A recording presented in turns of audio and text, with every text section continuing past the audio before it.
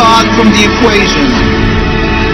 Judaism was the way of the Jewish people for thousands of years by all the God-fearing Jews.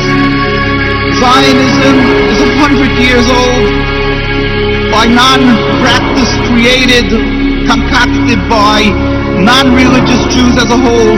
Theodor Herzl, people who detested and abhorred the religion and looked for a way out, for a way to be considered still distinguished people and still remain not people who were thrown out of the community, so they gave themselves a new form of Judaism.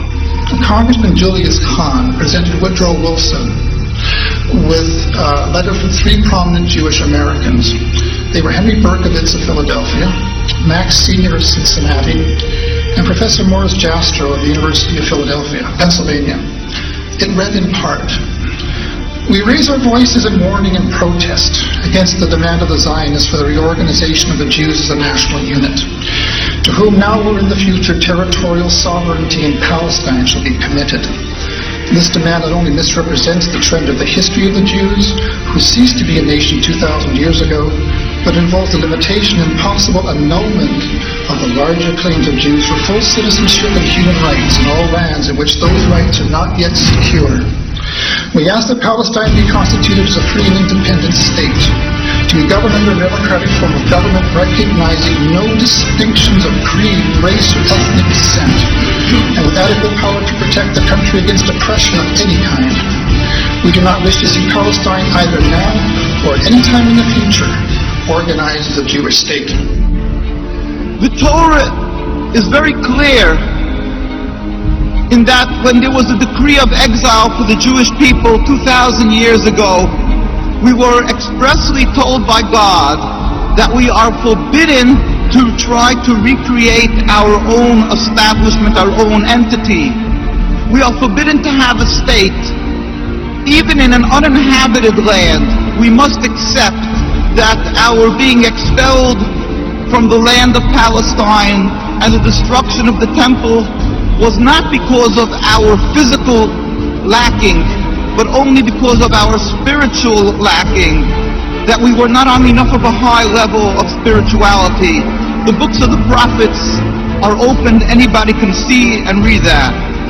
And we yearn and pray as a Jewish people for the day when ultimately God will end this exile that we have been sent into by He Himself without any human intervention. When all humanity will recognize the one God, there will be a metaphysical change in the world. As it states across from the United Nations in the conclave wall called the Isaiah Wall, that the day will come when they will beat the swords into plowshares. One nation will not pick up a sword against another nation. That is what we as a Jewish people must yearn and pray for. And until that day comes, we must be loyal citizens, exemplary people throughout the world to serve God, be subservient, and be kind-hearted, good people as God requires.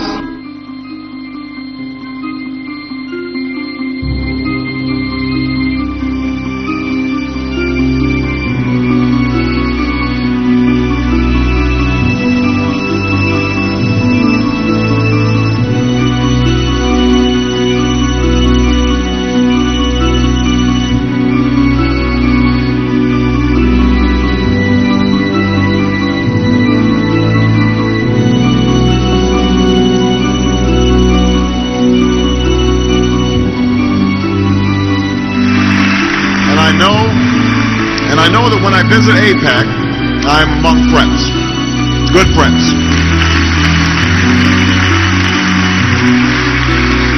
Friends who share my strong commitment to make sure that the bond between the United States and Israel is unbreakable today, unbreakable tomorrow, unbreakable forever. I have been proud to be a part of a strong bipartisan consensus that has stood by Israel in the face of all threats. Our alliance is based on shared interests and shared values. Those who threaten Israel threaten us. Israel has always faced these threats on the front lines, and I will bring to the White House an unshakable commitment to Israel's security. We know that the establishment of Israel was just and necessary, rooted in centuries of struggle and decades of patient work. But 60 years later, we know that we cannot relent, we cannot yield, and as president, I will never compromise when it comes to Israel's security.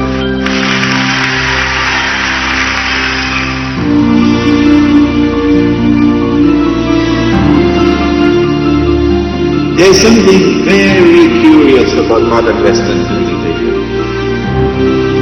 I consider it to be the most important thing of all. What is it?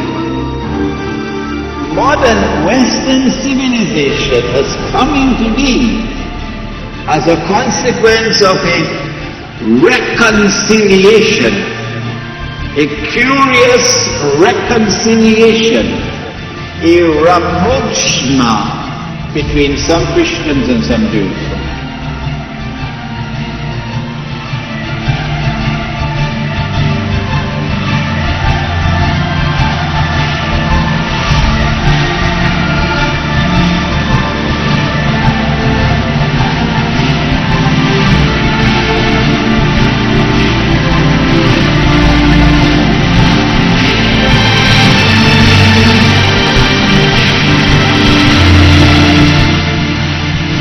And yet strangely, mysteriously, mystifyingly, in modern Western civilization, the world has witnessed for the first time and for the only time Jewish-Christian friendship and alliance.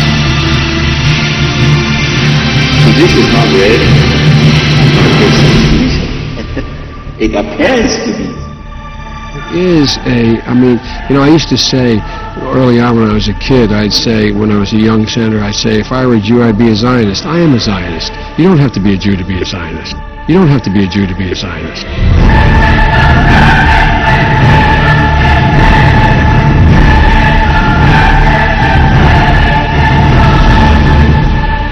It is modern Western civilization which presided over the return of the Jews to the Holy Land.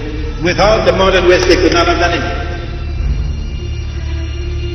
It is modern Western civilization which created the state of Israel.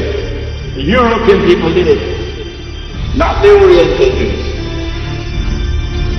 When Britain acted as the midwife for the state of Israel to be born in 1948, I believe it was 11 minutes later that the United States recognized Israel.